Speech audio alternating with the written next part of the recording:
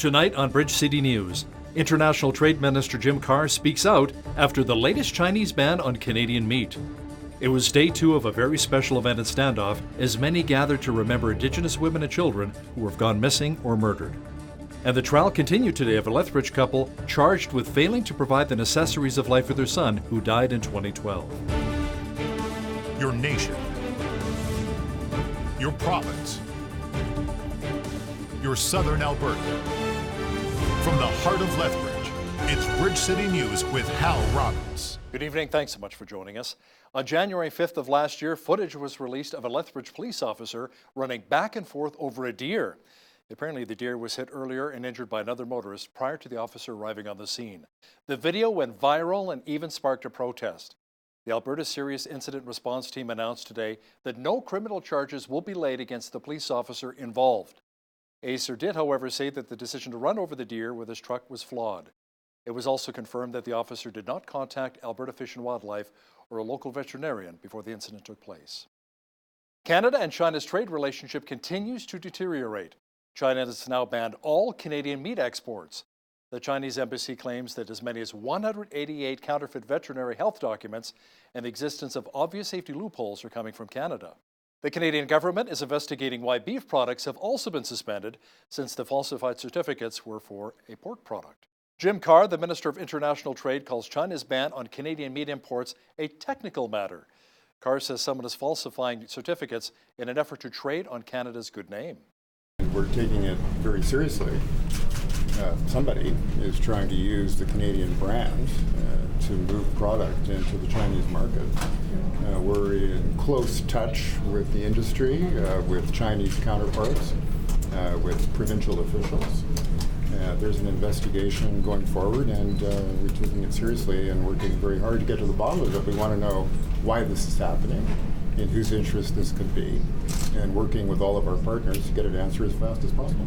We're treating this as a technical issue. The Chinese are treating this as a technical issue. It does happen. It's not common when you have inauthentic certificates. It's not unprecedented, and we'll be working as hard as possible to get to the bottom. One of our regular contributors, Mr. Brian Lilly, believes the Chinese banning of Canadian meat all traces back to the arrest of Huawei executive Meng Wanzhou in Vancouver last December. That's caused no end of problems for Canada. We've now had canola stopped. We've had soy exports, pea exports, pork. Then it started with a little bit of beef. Now it's all meat. They are taking a serious role. This is all because of one company, the company that Meng Wanzhou was the CFO for. We're talking about Huawei. Watch the entire interview with Mr. Lilly, also discussing how Prime Minister Justin Trudeau has to lean on U.S. President Donald Trump for help in regards to China. That's coming up after Business News. Members of the Kainai Nation and Blood Tribe are into their second day of a 2-day healing event to raise awareness for the missing and murdered Indigenous women. Jeanette Rocher was in Standoff today for the No More Silence event. The sound of a drum and the jingle of a dress. It looks like a celebration, but it's part of the healing from a darkness that's plagued the Kainai Nation and Blood Reserve. This week, missing and murdered Indigenous women and girls are being remembered and honored at a 2-day event put on by the Kainai Wellness Center in Standoff. We applied for a grant and we received it, and it was to host a 2-day community healing event in honor and recognition of missing and murdered Indigenous women and girls, and just creating awareness and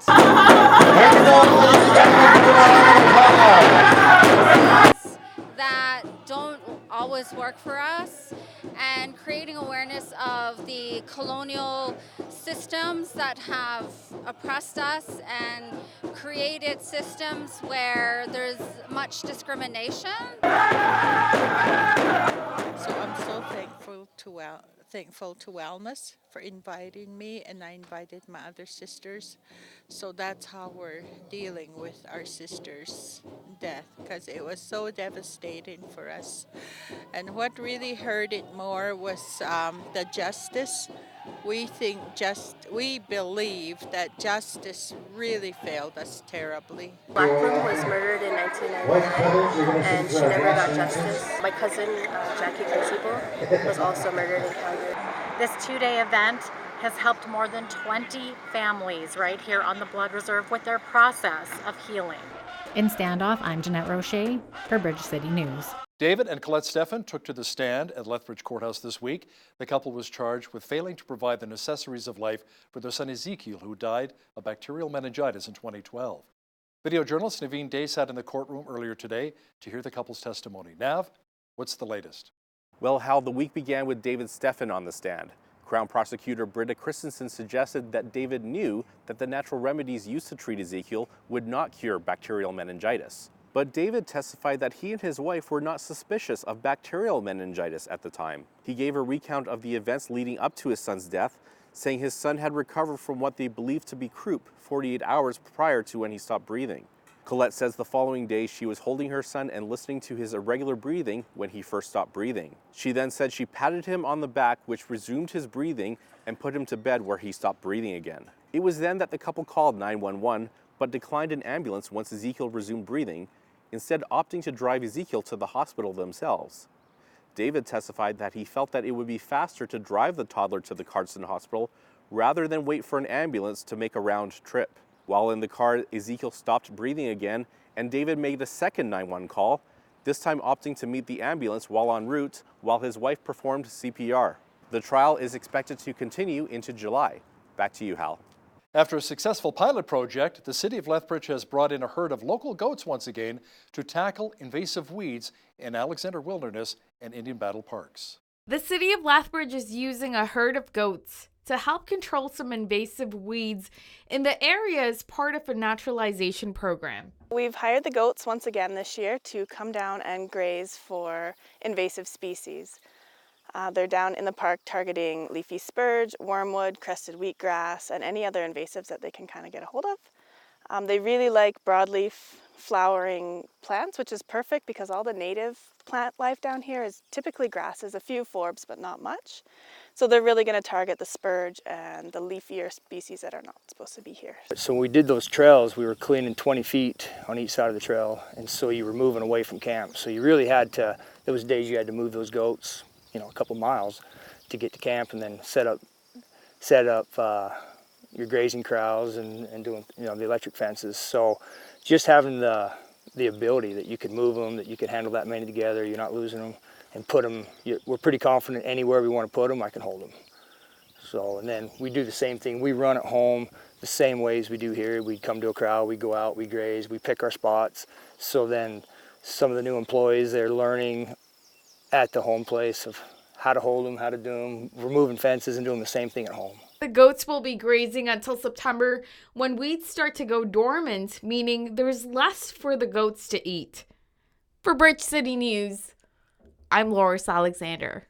Although the goats are pretty much friendly towards people, residents are reminded to keep dogs out of the area. It appears as though our city's recycling program has been a huge success.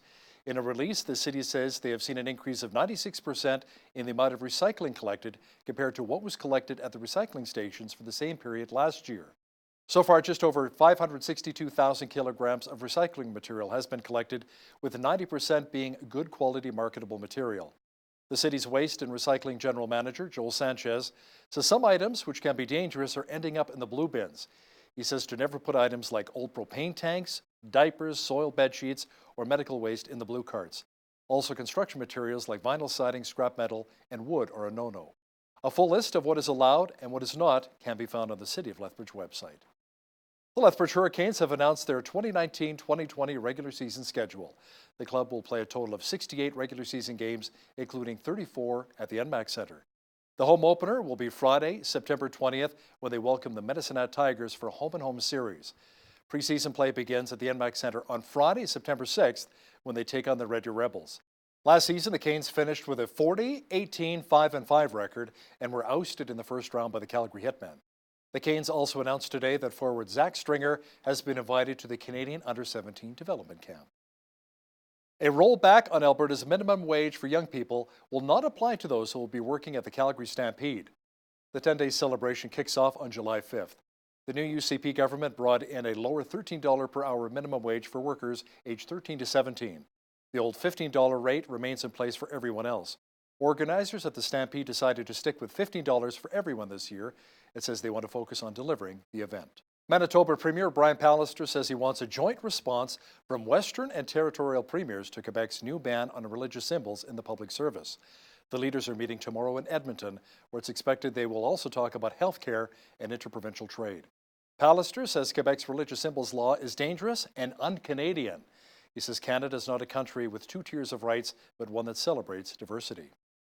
Federal Environment Minister Catherine McKenna announced that $60 million from the federal carbon tax will go towards schools for green projects.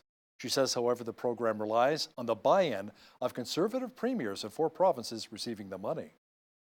So this is the money that we are working with schools, with hospitals, with cities. And today I'm announcing that in the provinces that have stepped back and made it free to pollute, we will be providing $60 million for energy efficiency retrofits to schools in Ontario, Saskatchewan, Manitoba, and New Brunswick. We're providing $41 million to schools in Ontario, $12 million for schools in Saskatchewan, $5 million for schools in Manitoba, and $2 million for schools in New Brunswick. 4 more drug dealers have been taken off the streets in Red Deer. Alert's organized crime team busted the group and seized more than $130,000 worth of drugs and cash last Friday. Some of the drugs seized included fentanyl, cocaine, methamphetamines, and cannabis. 2 rifles, a handgun, and stolen vehicles were also seized. 43-year-old Ryan Guy, 45-year-old James Hawley, 38-year-old Michael Ruiga, and 36-year-old Megan Keddy face a wide range of charges, including possession of a controlled substance for the purpose of trafficking and various firearm-related offenses. A 28-year-old man from Central Alberta has been charged with first-degree murder in the death of his father. RCMP and Rimbey say they found Patrick Freeman Monday with significant injuries. The 52-year-old later died at a Calgary hospital. His son, Patrick Freeman, was arrested and appeared in court earlier today. A man who was fired from a Ford dealership in Northern California shot and killed 2 employees last night before turning the gun on himself. When they arrived, they were directed towards the north end of the building, towards the service bays. As they approached, they located a male who was down on the ground. He apparently had a gunshot wound and was deceased. He was in his hand was a firearm, a handgun. They secured the scene, and they were directed by other employees inside the building, where 2 additional males were located and later pronounced dead from gunshot wounds. There is no outstanding suspects at this time. The scene is secured, and we're moving forward with our investigation. He was apparently fired today, or someone from the dealership was fired today, and came back and apparently just shot the 2 managers who obviously would have fired him. Now, here's some dramatic footage from a Georgia sheriff's body cam video showing the rescue of a newborn baby girl who was found alive in a plastic bag in the woods. Are you kidding me? She was in the woods. How did you hear it? We heard it from our house. Oh, yeah? Now, my kid said it's a baby. I said it's an animal. He finally got me up there. We couldn't find it. It's right under here. Oh, look at that precious thing. Good baby girl. All right. All right. 2283 on. Oh, look at you, sweetheart. Oh, yes. Look at you. Breathing. Crying. Trying to comfort him. Oh. 10-4. Oh, look how precious you are. Georgia is one of the southern states which has brought forth a heartbeat bill which would ban abortion once a fetal heartbeat is detected. It's expected to go into effect in 2020. Toronto Raptors president Masai Ujiri held a season-ending media event at the team's practice facility. Ujiri talked about his relationship with star Kawhi Leonard and how confident his team was heading into the playoffs. The amount of confidence that they had was remarkable. That moment, I think it really said a lot to me. The relationship I've developed with Kawhi, and I know the relationship this organization has built with Kawhi, we will respect his decision. You know, where I do respect that. I always say that the hardest thing in in this business is trading a player and free agency, and we always have to be ready for both. My heart goes out to the people that got hurt, and you make mistakes when you do things for the first time, and I think my feeling and my hope is that there are more championships so we can correct that. So excited that the Raptors won the NBA championship. We had lots of sunshine again today, but the rain clouds are returning. Complete weather details are on deck. We had kind of a mixed bag today, sunshine and clouds. Tonight, more clouds will roll in with a risk of thunder showers and a low near 10. Tomorrow, more rain is in the forecast with a high expected near 19. The clouds should clear out on Friday with a high near 23. A beautiful weekend is shaping up. Sunshine at 22 for Saturday, even warmer at 24 degrees on Sunday. Pretty much the same picture for Canada Day, holiday Monday. Tuesday, expect a few clouds and a high near 23. Looking at the almanac, the average high for this time of year is 24 and an average low of 10. The highest temperature on this date was recorded in 1970 at 34 degrees. Our record low was 0 in 1951. Sunrise was at 5:25, sunset at 9:43. Let's see how tomorrow's shaping up across our home and native land. Expect rain at 16 degrees in Victoria, showers and 16 as well for Vancouver. A good chance of thunder showers with a high of 15 for Calgary on Thursday. Expect a high of 21 and light rain for Edmonton. Mainly cloudy and 26 for both Regina and Saskatoon. Mainly sunny and 28 degrees for Winnipeg tomorrow. In the central part of the country, Toronto will be partly cloudy and 29. Ottawa had a severe thunderstorm watch today. Tomorrow mainly sunny with a high near 29.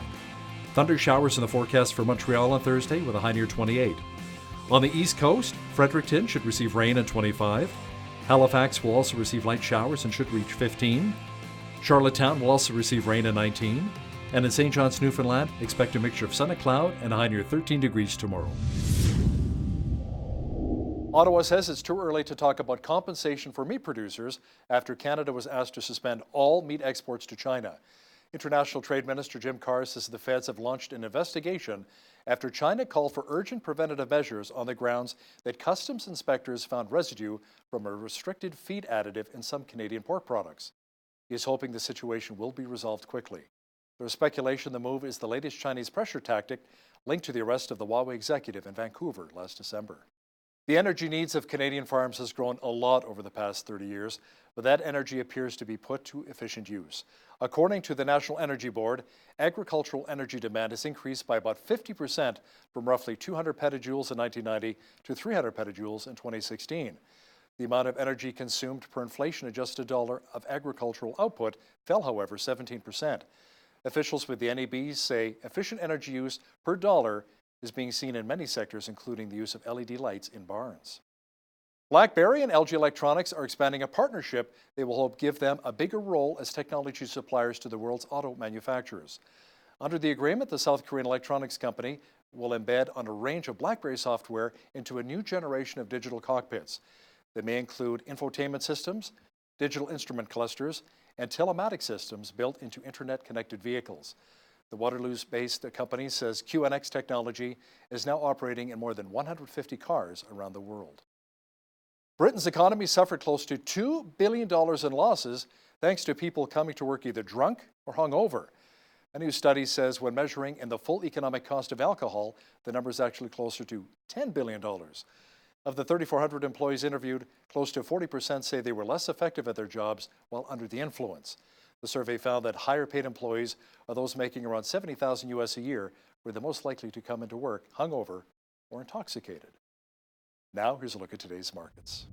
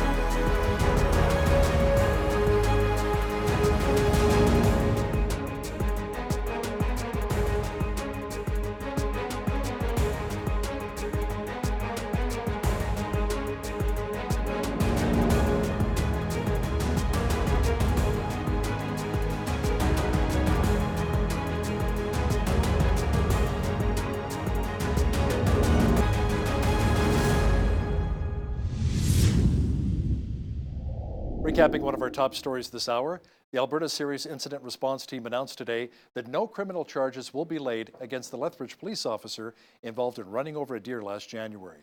ACERT said, however, the decision to run over the deer, which was apparently injured earlier by another motorist, was the wrong move. It also confirmed that the officer did not contact Alberta Fish and Wildlife.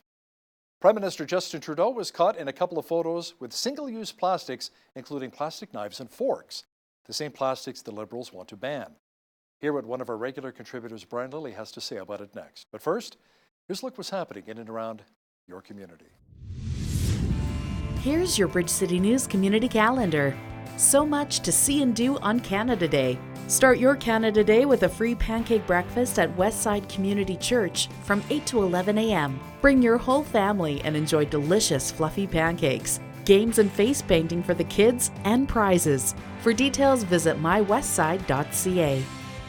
Also on July 1st, come to the Nikayuko Japanese Garden for more Canada Day celebrations. Admission is $7 for the entire day.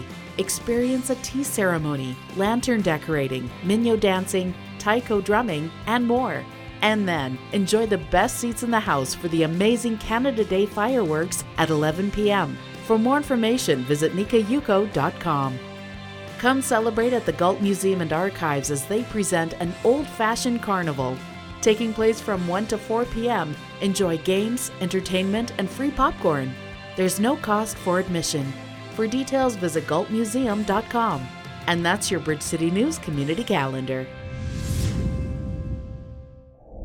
Fresh after saying how his government wanted to eliminate single-use plastics altogether, comes a picture now of Prime Minister Justin Trudeau being photographed in his home riding of Papineau, Quebec, with all of his staff enjoying pizza with plastic knives and forks.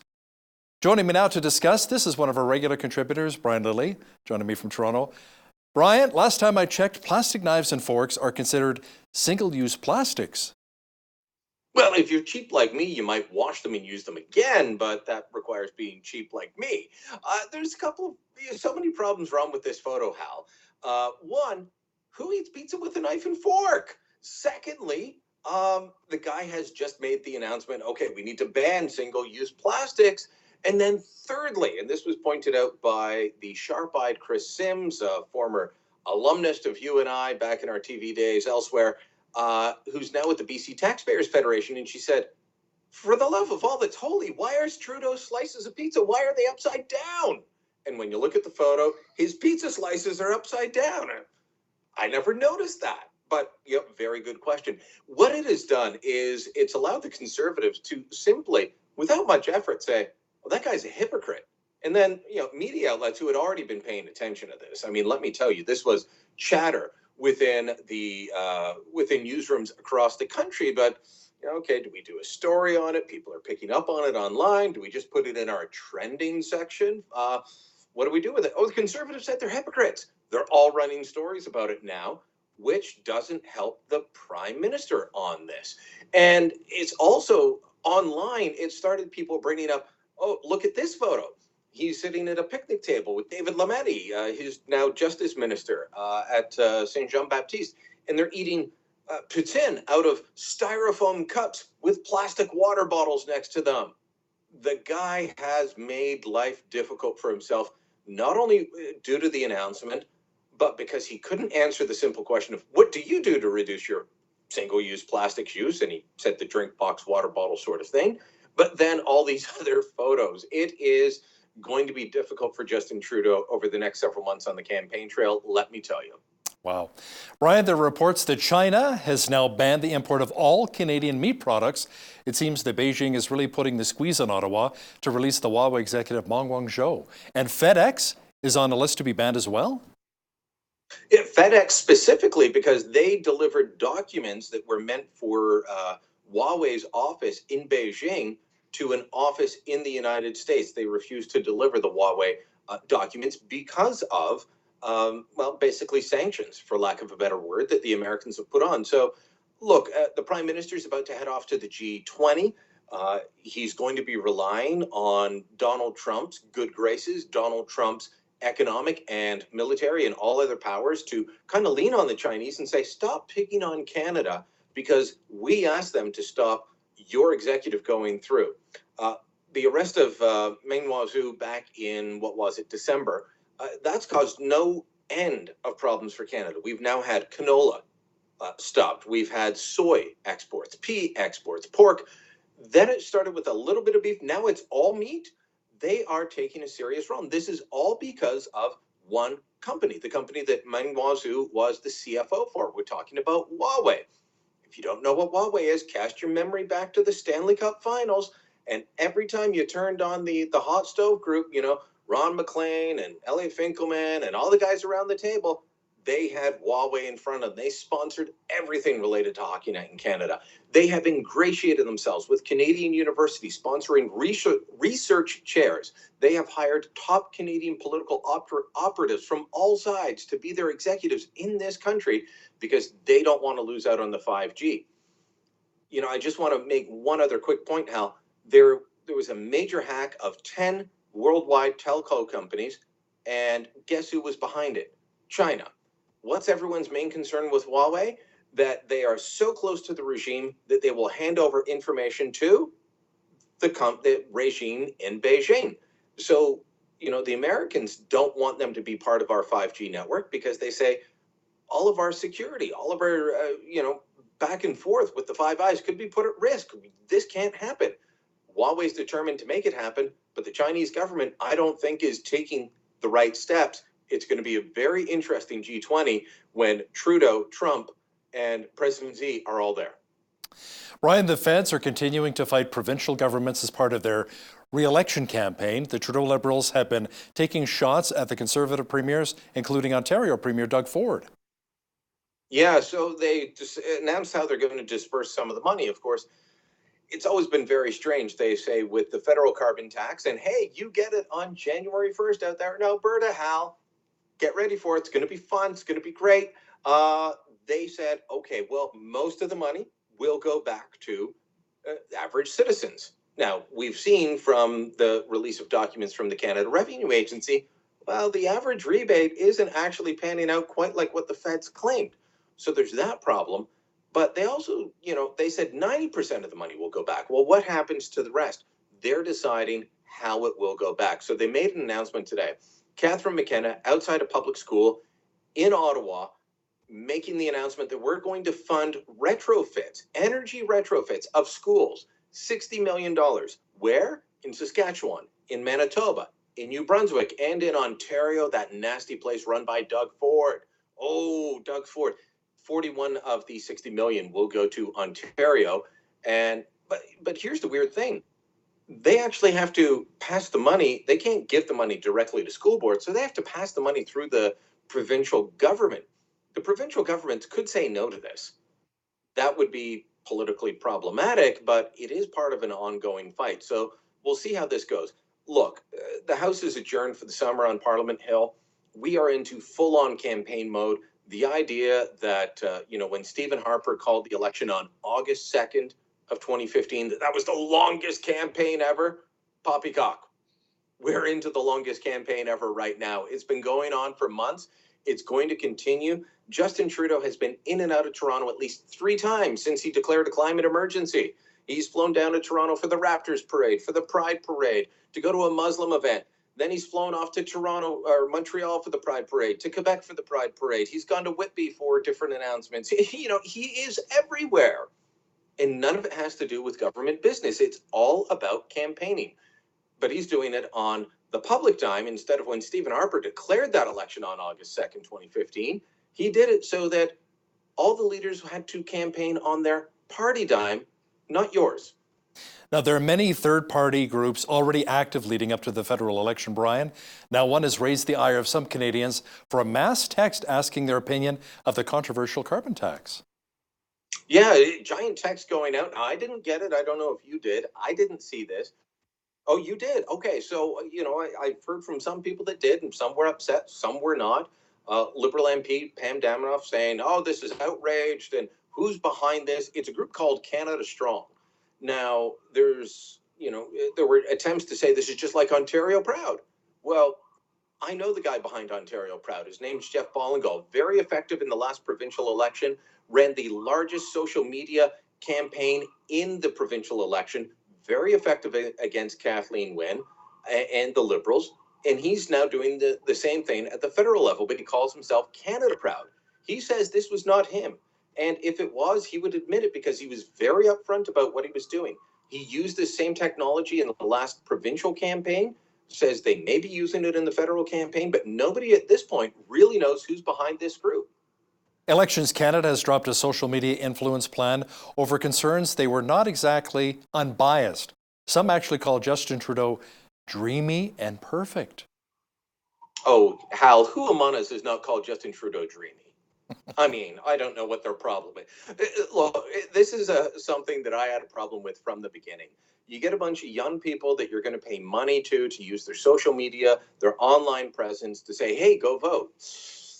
Okay, have they been politically active before? Well, this was a question that the Conservatives brought up, and Conservative MP Pierre Poilievre said, who are they? Release the names. Tell us. We want to know who you're hiring. Elections Canada would only say they'd hired 13 people to do this. They would use their social media platforms. Elections Canada would produce a video that would be distributed widely on social media to encourage young people. This was specifically aimed at young people who already vote more heavily for the Liberals and the NDP than they do for the Conservatives compared to the rest of the population. So the Conservatives obviously had a problem with this. You're encouraging one group that already doesn't like us. Are you vetting them properly? Elections Canada, we can't tell you who they are. And the Conservatives started to say, well, wait a minute. Is it because you're scrubbing their social media platforms before you release the name? They finally released the names last week. Some of them you would know, Olympic athletes, some of your kids would know because they're YouTube stars that you and I have never heard of, but your kids love them, right? That sort of thing. Some of them had literally called Justin Trudeau dreamy, perfect. My prime minister makes me happy. One of them had endorsed the NDP's Leap Manifesto, a document so far left that Thomas Mulcair wouldn't have anything to do with it in the last election, that Jagmeet Singh kind of touches on but won't fully give a big hug to because it's so far left. And she, a former Miss Universe from Canada, had actually campaigned against Stephen Harper in the last election. All of them that were found to have partisan comments, and I'm sure more will come out, were all on the Liberal, mostly on the Liberal side, a couple on the NDP. None had been out there in favor of the Conservatives. So Pierre Poilievre had been called crazy. He'd been called, you're just drumming up anxiety towards our elections referee. Turns out he was right. If the parties want to hire these people, go ahead. But Elections Canada is supposed to be the impartial referee. You can't have the referee trying to put the puck in the net. That's not how it works. Right. As the Trudeau government keeps talking about fixing the tone on social media, it turns out one of the nastiest political trolls in Canada is in fact a government staffer, and his name was finally released. Yeah, this is a guy who online goes by Neil before Zod. And Blacklock's reporter, I want to give this out. This is a small media outlet in Ottawa that does a lot of investigative stuff. And they found him. And they called him up and they said, is this you? Yeah. What do you do? Well, he works for the federal government. Well, wait a minute.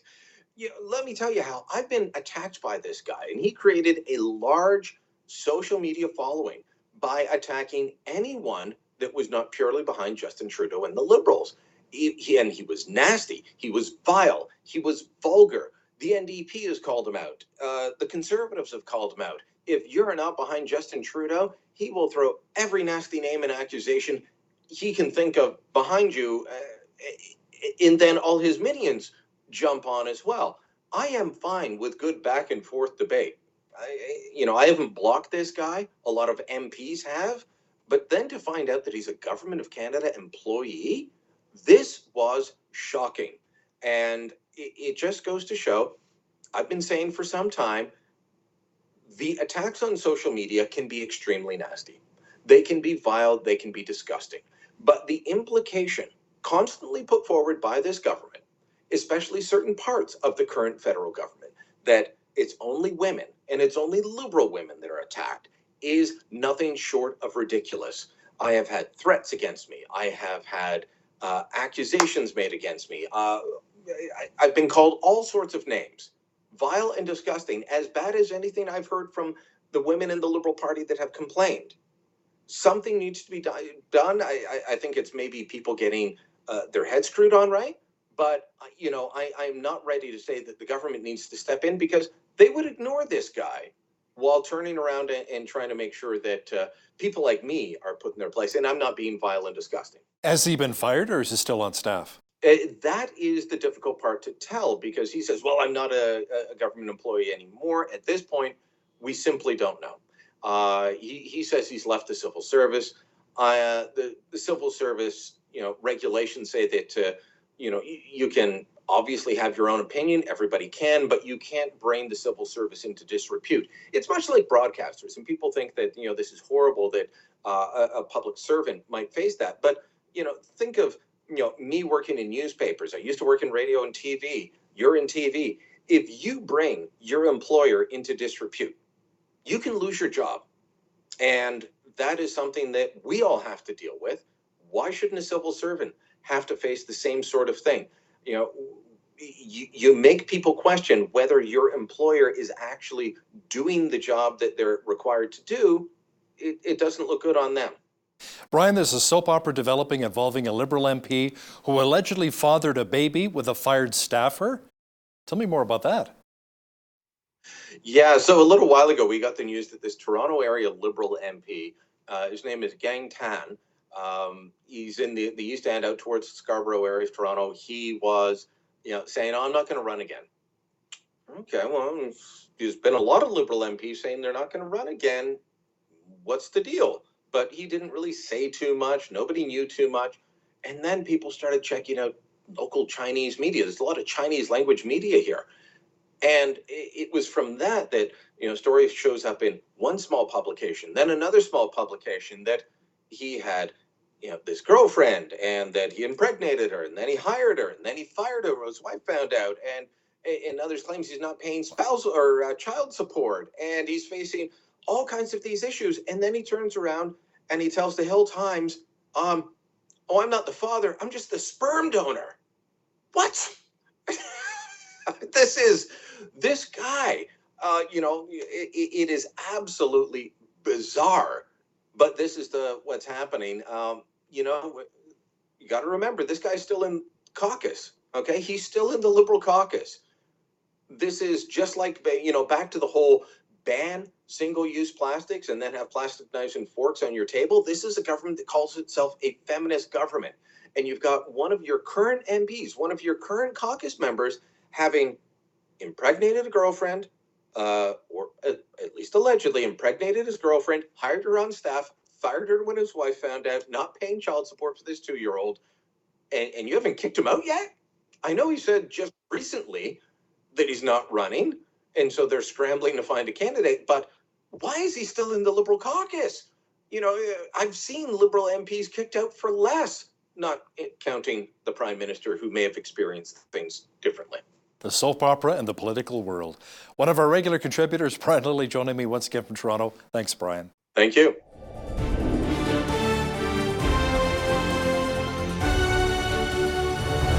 We sometimes hear stories of hardened criminals dying in prison with no remorse for their crimes. Every so often, however, we hear of miraculous stories of a remarkable turnaround. We have one of those for you today. Today's guest joins me now from Burbank, California, is Casey Diaz, author of The Shot Caller, My Life as a Latino Gangbanger. Casey, welcome to Bridge City News. Thank you so much for having me. Now, you have an interesting story to share. You lived in a rough part of LA, grew up in a very broken family environment. Can you tell me a bit about that? We settled into California in what's called the Rampart District of Los Angeles. It's about 3-4 miles away from downtown LA. And, at first, very normal things, playing baseball outside, football, and, just a normal life growing up in LA.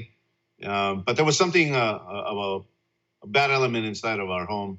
And it had to do with my father being a heavy drinker and very abusive, very violent abuser with my mom, and both verbally and physically as well. Now, you said your father actually had a complete hatred towards you. Is that what I hear? And why is that? And what effect did that actually have on you as a boy?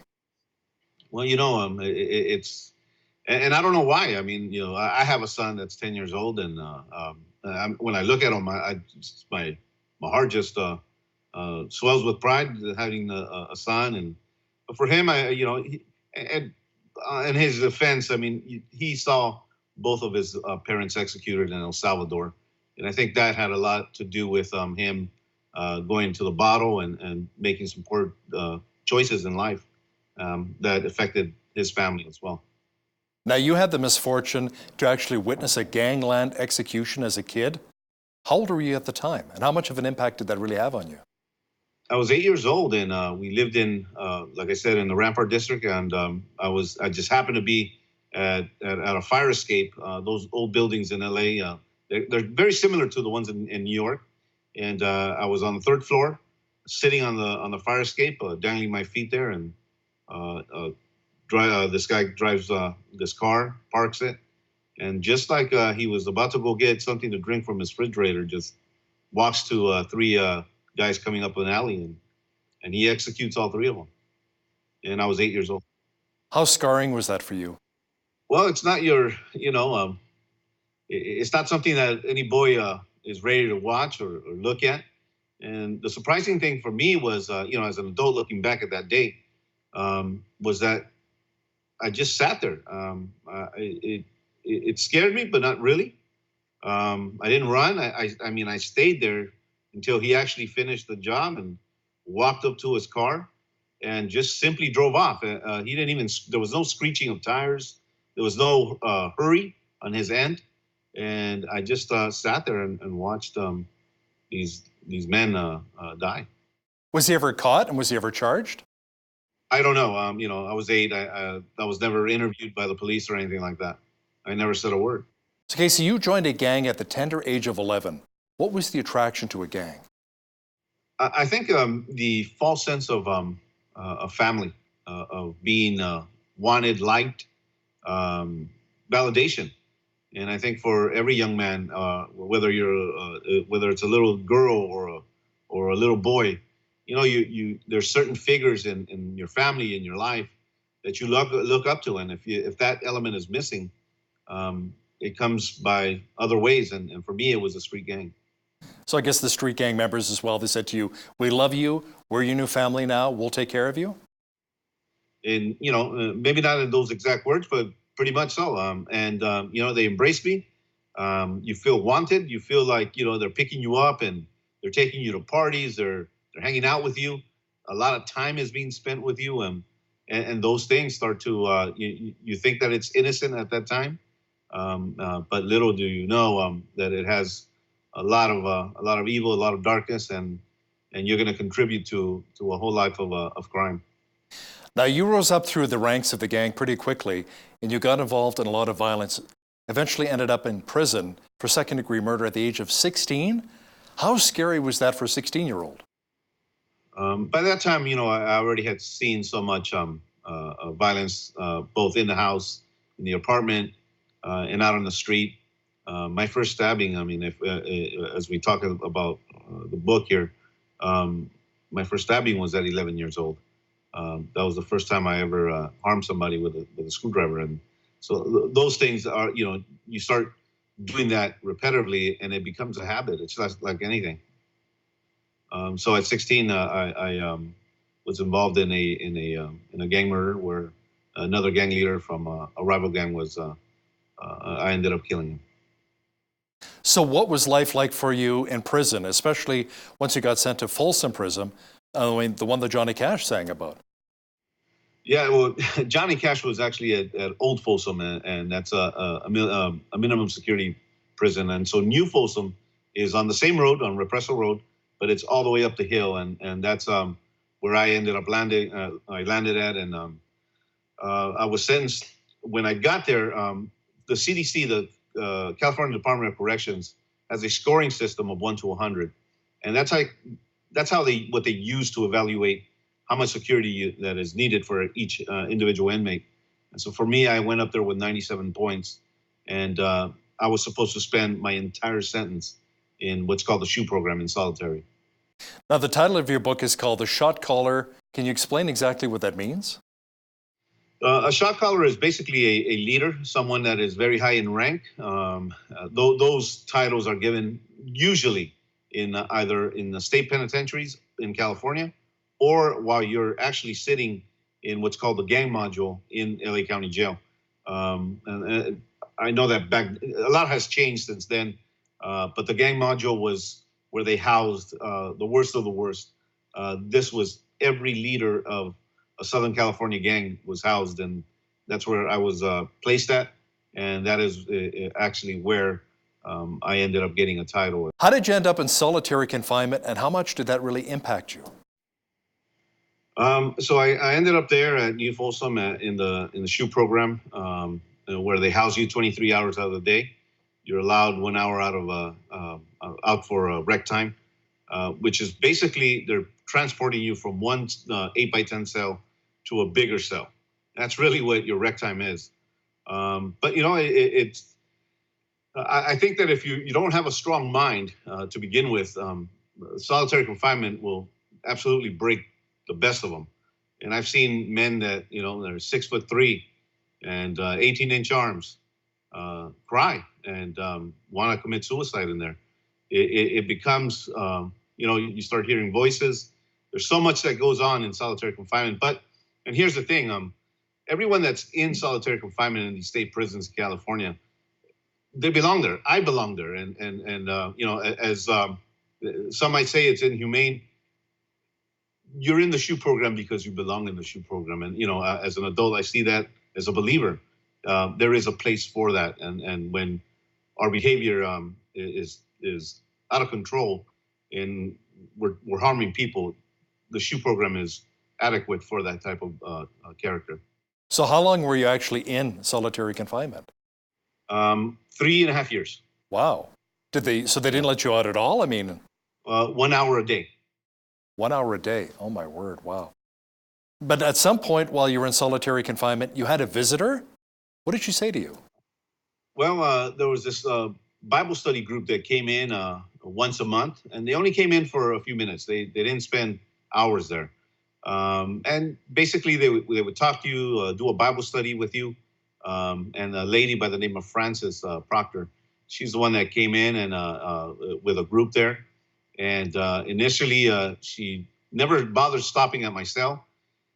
And on one particular occasion, she just asked the guard, you know, is that a cell down there? Is there an inmate there? And the guard actually discouraged her. And I didn't know that they were talking about me, by the way.